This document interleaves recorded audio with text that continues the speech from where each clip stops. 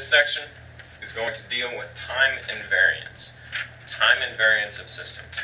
So what is time invariance?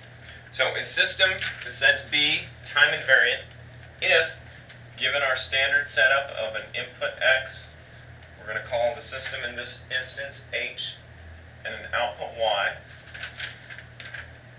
where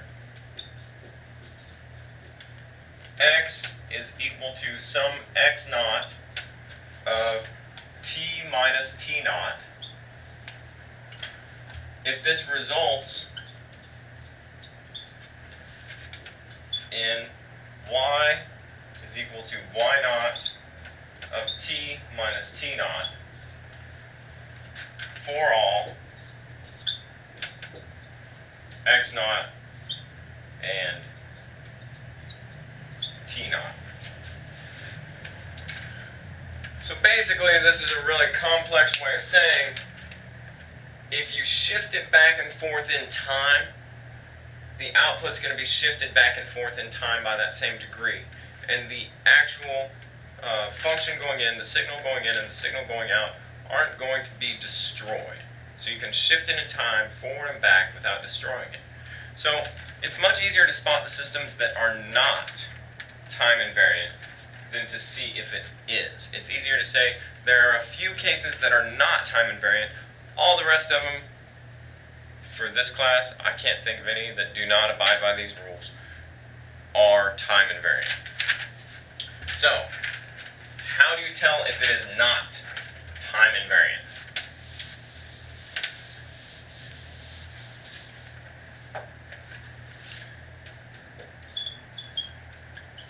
How to tell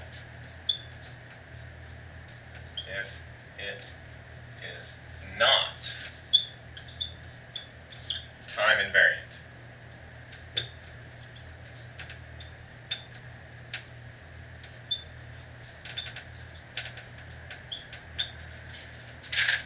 Alright, there are a couple of conditions.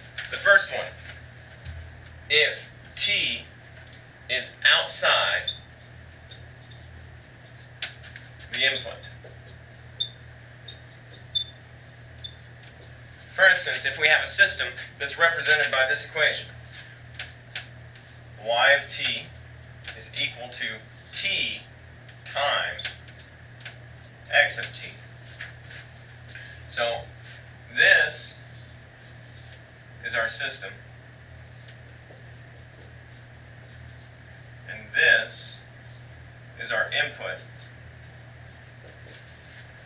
Alright, so you can see that the system is multiplying by t. So you're multiplying by time. That's distorting time all over the place. Alright, the other one is if y of t is equal to x of t plus t. Where, again, this is your system, and this is your input. So given this configuration, we can again see that the t is added onto it outside. So the next one is a time scaling system.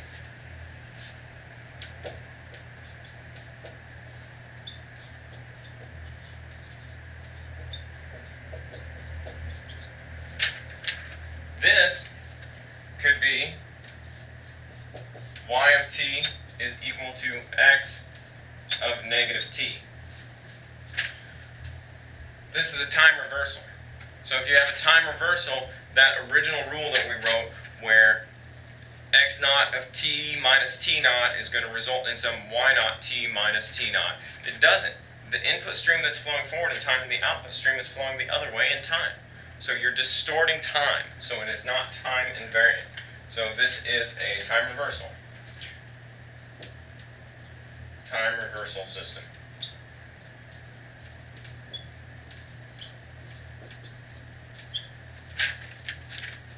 And this is with an input of x of t. So the system is doing a time reverse. Again, we can have a time scale where instead of the reversal, we can have something like the output of the system is equal to the input with a 3 times t. So in this instance, we're scaling time, so we're actually smushing or pulling apart time, depending on whether or not this is a number greater than or less than 1. So if there's a scale factor on the t, this is a time scaling system,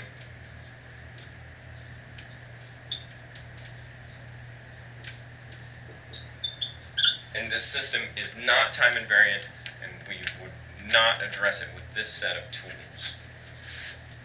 All right, running out of room.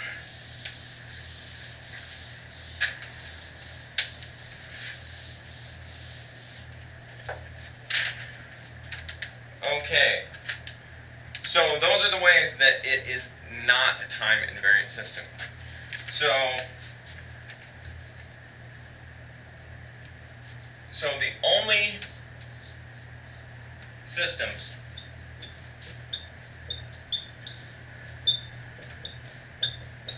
systems that mess with time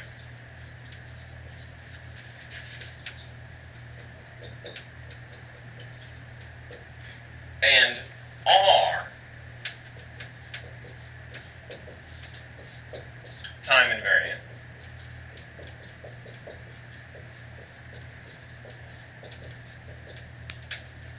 So these are the only time that you can mess with that time variable and still have a system that is time invariant is a time shift.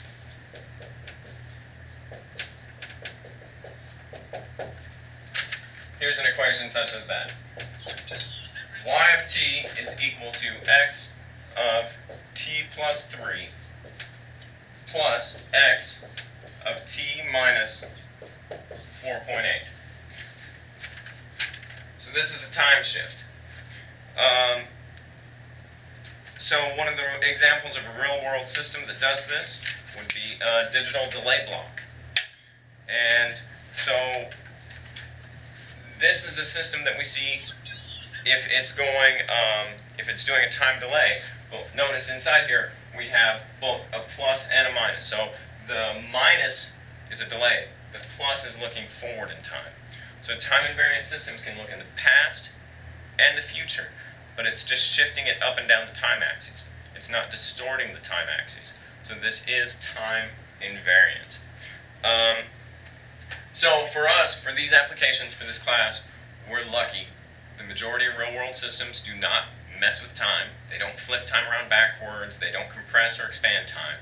So the systems that we're dealing with in this class represent real-world systems that behave well in a sense of time invariance.